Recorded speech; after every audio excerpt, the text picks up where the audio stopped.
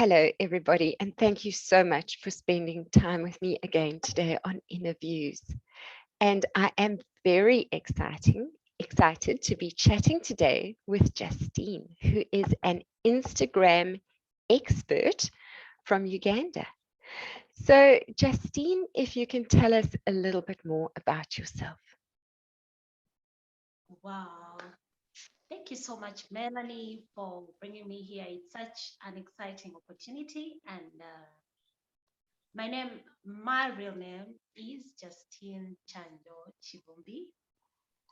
And I teach people how to use Instagram in the real Ugandan way, the real Ugandan way of doing it, because I myself, before I started on this journey, I would often look for real recorded YouTube videos, Ugandan content that would speak to me as a real Ugandan, and I couldn't find, so I had to always read so much, find here and there. So that is how I started teaching people how to use Instagram the Ugandan way, using my own experiences, using my own mistakes, and that is how I'm going through the journey. But on top of that, we have an interesting group where we normally converge as a community for small business owners in Uganda to grow our other socials and Instagram as well. Yes, so I think that's it about me.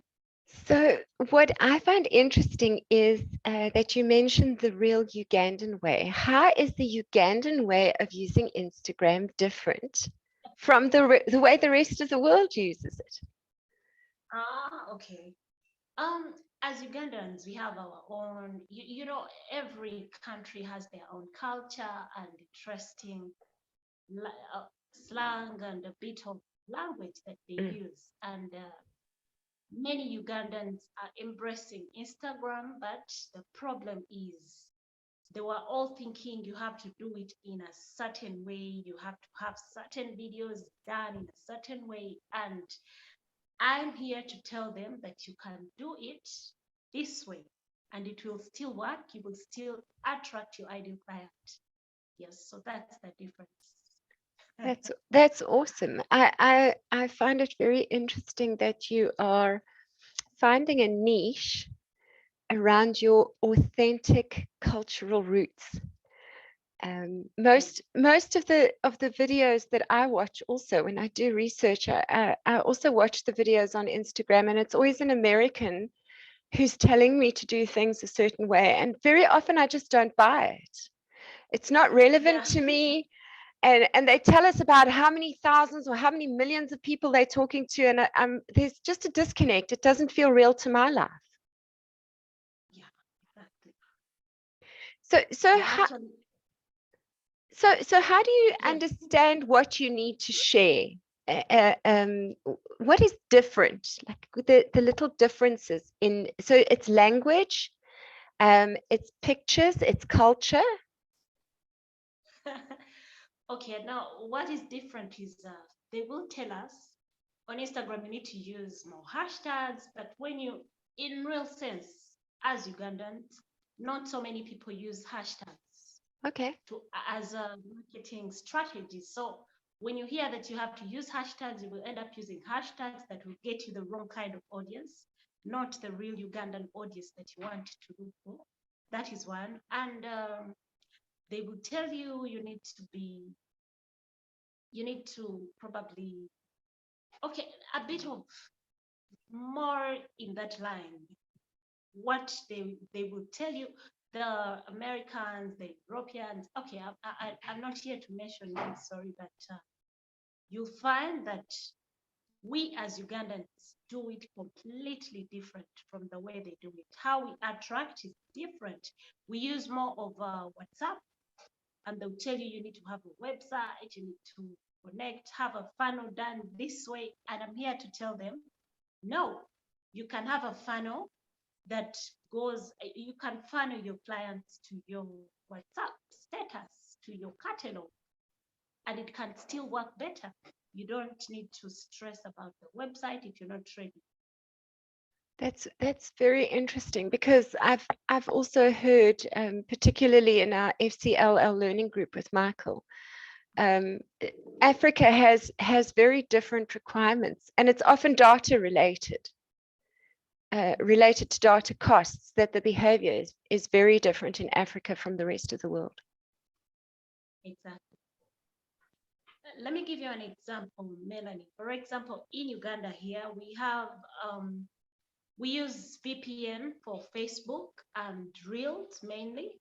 So when you use VPN, that means you're going to change your country settings, and you will need to be in another country for you to access Facebook because of the government laws. And so somehow that is a bridge that people, I mean, that is like a loophole in one way or the other. So you find that we do things differently from how other people do them in the rest of the world. Mm, mm. Yeah. I'm also very interested to hear about how you link your Instagram to your WhatsApp catalog. That sounds fascinating to me. Okay. Um, that is like, you know, WhatsApp for business. We are so blessed that we have WhatsApp for business. It's very cool that you can link your WhatsApp, your business, the link, the WhatsApp link to all your socials. And actually, when you're creating, when we create our, you can create catalogs depending on the products or services that you have, and you can link a specific catalog in your WhatsApp bio. I mean, in your on your Instagram bio somewhere on Instagram, since you can only do one link. So you link it in only one place, and you can always use it to send people to your WhatsApp status, to view your status, because that is more meaningful. That's so interesting. That's so interesting.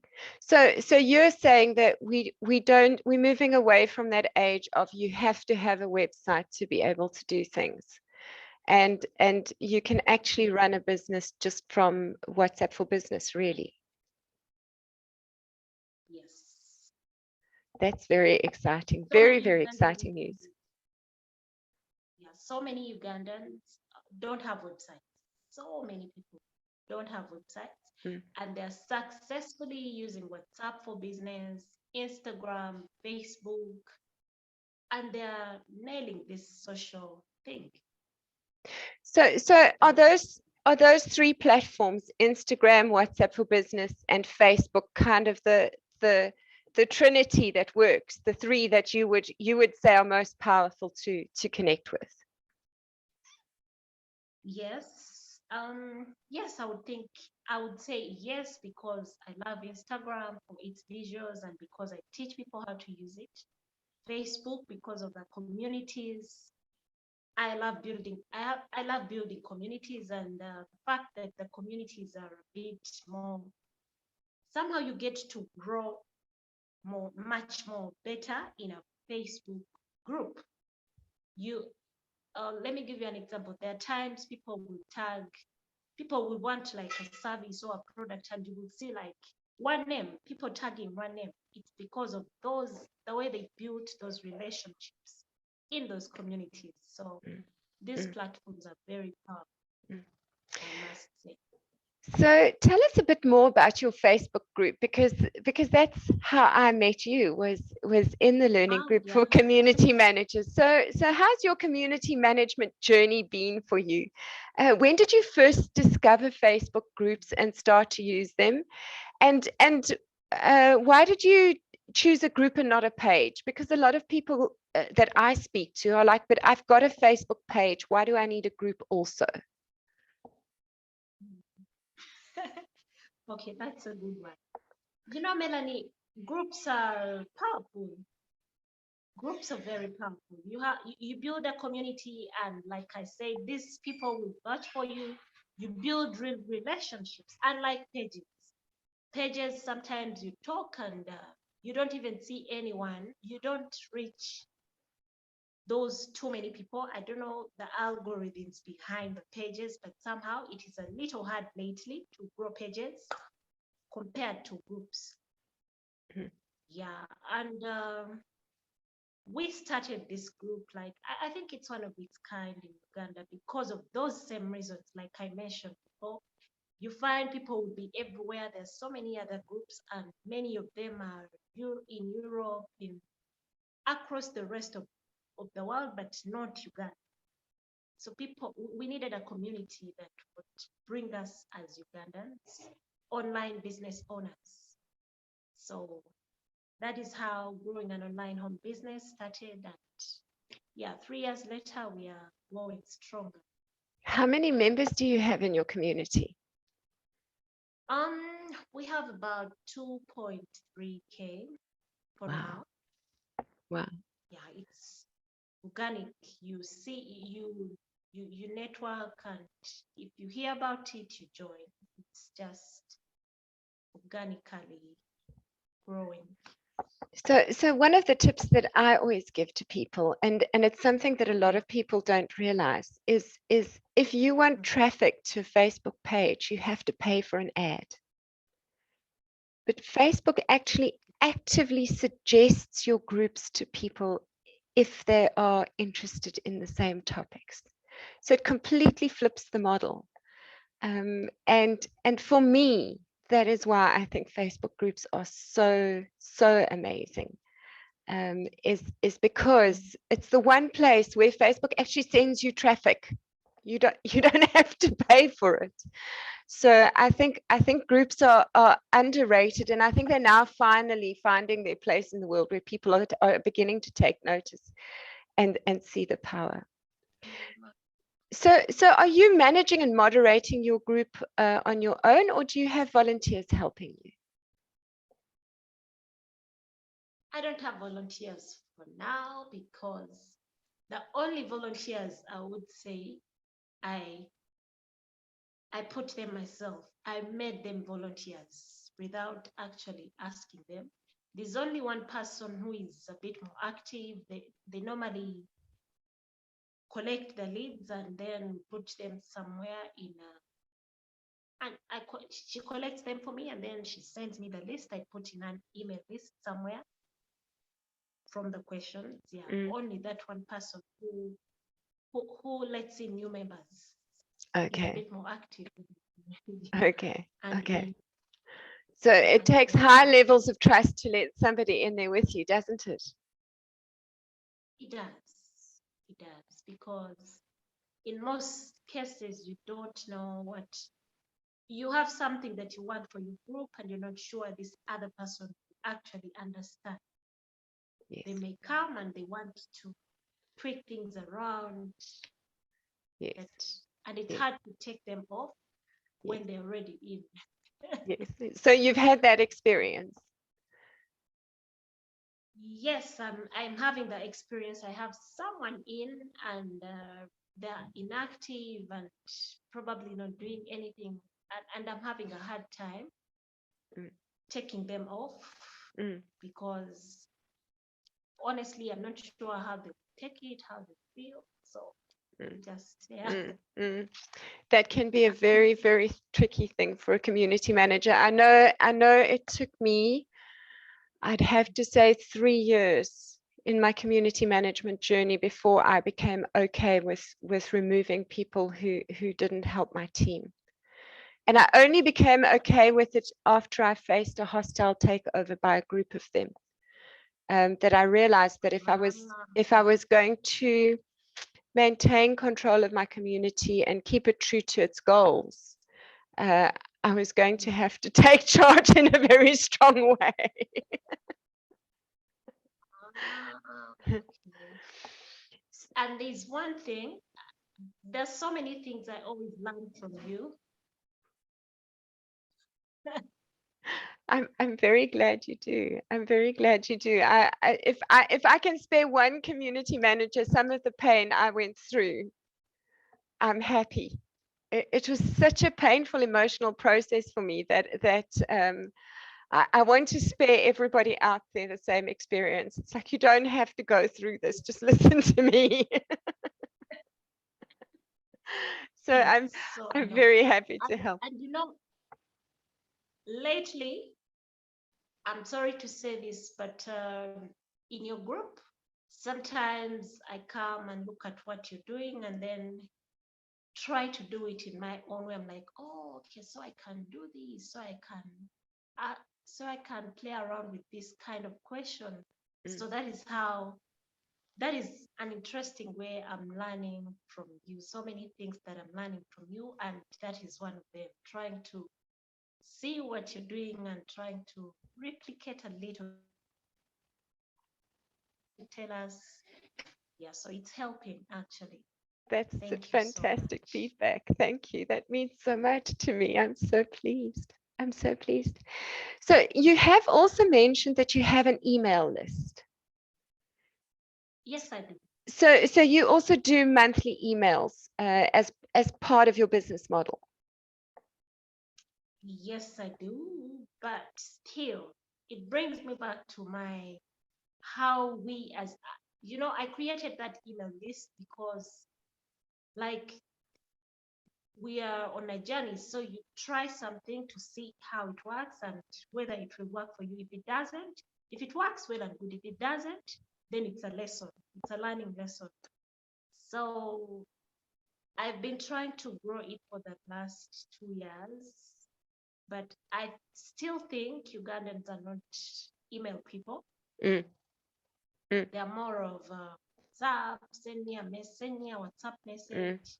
mm, mm, So mm, I used to send them like once a week, but lately I send them only once a month. mm, mm, mm. It's so important to Mhm. understand your market. It really is, because you can waste so much energy if you don't. And just on the Yeah. note of emails, so I get very little response from my emails that I send out. I only send out one a month. And a while Okay. back, I thought of abandoning them. And then I went somewhere random, where some random person mentioned, I used to be on your email list. And I realized that even though they don't talk back to me every month, that email, Ah, even if they just see the heading in the inbox and they delete it, still wow. puts me in their mind that I'm still in business. Exactly. Ah, yes. So don't give up on your email list if it's not working for you.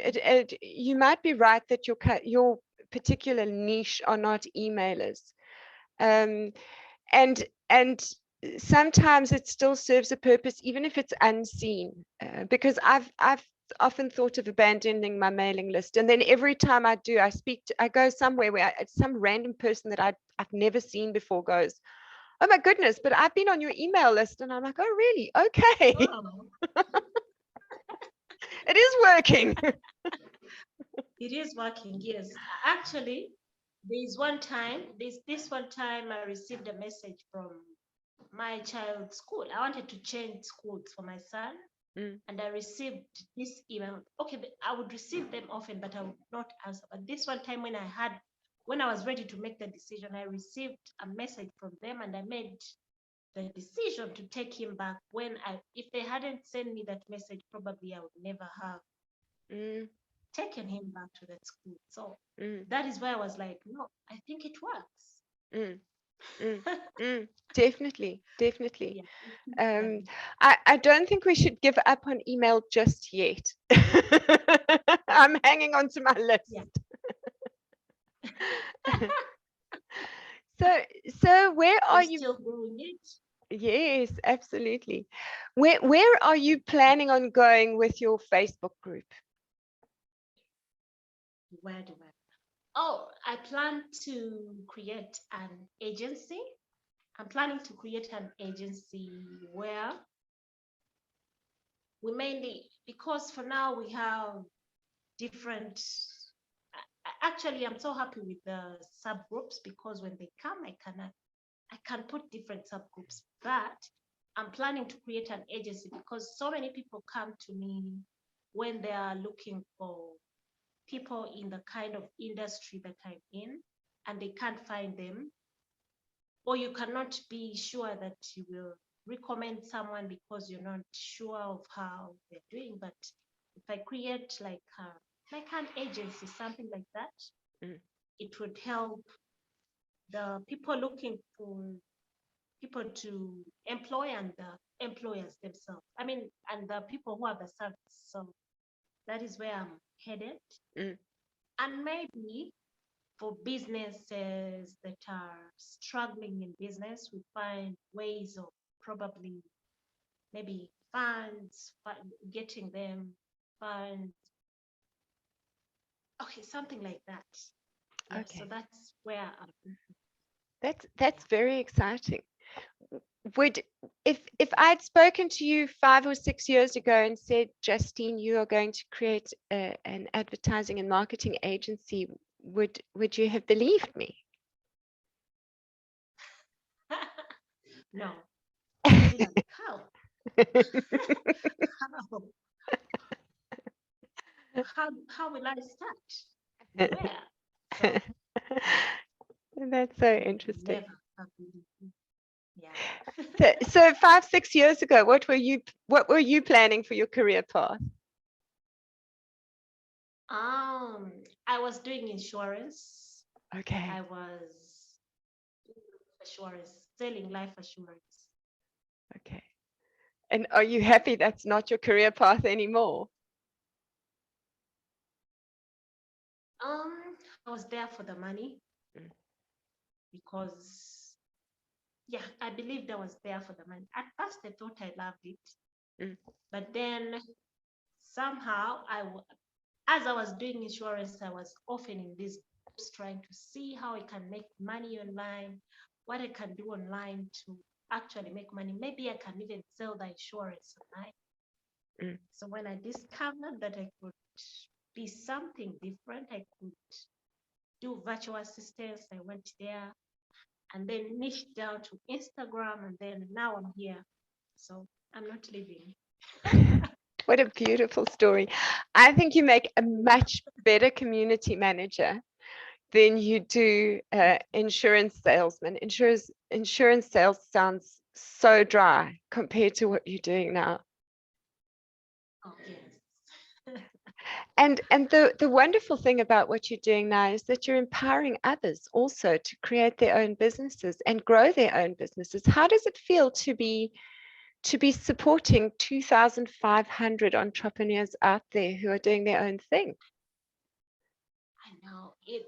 Sometimes you receive a message and you're like, you told me there's a time you mentioned this and this. You told us to get out of our comfort zone, even just something very small. If someone takes it in, they'll be like, they will not be the same. So those small impacts that people have, or probably I've done my first reel and I got two clients. I got my first two clients. So I started my business. I've been following you and I didn't have a business. So I started my business. So it's a bit, sometimes that makes me wake up every other day Mm. because I know there's someone behind who needs to be impacted. So yeah, it gets me up every. That, that's wonderful. So you found an inspiration that actually gets you out of bed in the morning and excited about taking on your day. Exactly. Yes. Totally. So I'm going to share this video with one of my groups called How to Start and Run a Business with Very Little Money. And Hmm. and in that You've not group, told me about that group. I should come and anything about making money. I would be happy to be there. I have too many. That's my problem. I never know who to tell which one because I really have started so many. So for that particular community, one of the questions they always come to me with is, where do I find money? I want money. I cannot start because I don't have money. What would you say to those people? I can't start because I don't have money. You start with a skill. Start with a skill, with what you have. Normally, that's what I tell them. Yeah.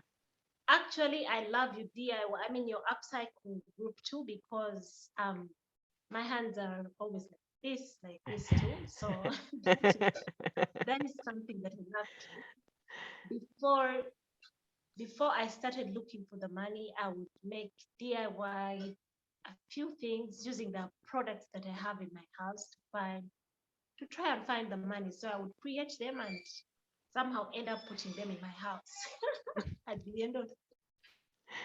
You didn't sell them.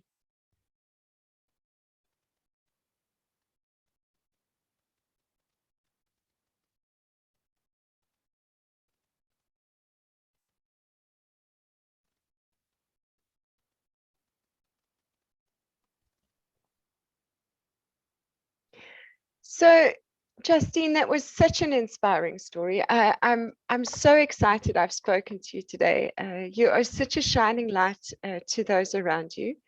You're doing a great job to help to uplift people out of poverty. I think what you're doing is absolutely amazing. If anybody out there would like to reach you, how can they contact you? Oh, I use on Instagram. I use just underscore virtual. I don't use my names on Instagram. So then we have a Facebook group, Growing an Online Home Business. But my names would be much easier on Facebook personal profile. That is Justine Kyanjo Kivumbi. That's what I use on the Facebook personal profile. Yeah. All So right, those three ways. that's awesome. For those of you who are watching, if you didn't get the spelling or anything like that, I will be adding all of the details in the description of this video, so you can just copy and paste them from there. Thank you so much for watching us today. I had a fantastic time. Thank you, Justine, for your time. It was so wonderful hearing your awesome story.